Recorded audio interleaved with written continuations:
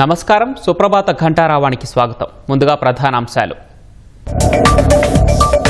Pulivendula ZPTC ఉప ఎన్నికలో repolling 3-14 polling కేంద్రాల్లో నేడు నిర్వహణ.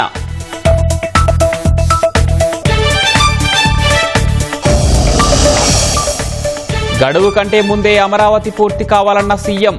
పనులు ఆలస్యమైతే అధికారులదే బాధ్యతని హెచ్చరిక.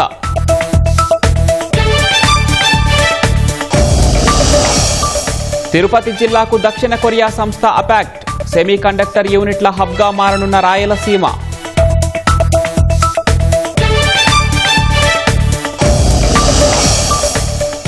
ఒంగోలులో 11 గంటల పాటు సాగిన ఆర్జీవీ విచారణ. ఫోన్ సీజ్ చేసి వివరాలు రాబట్టే ప్రయత్నం.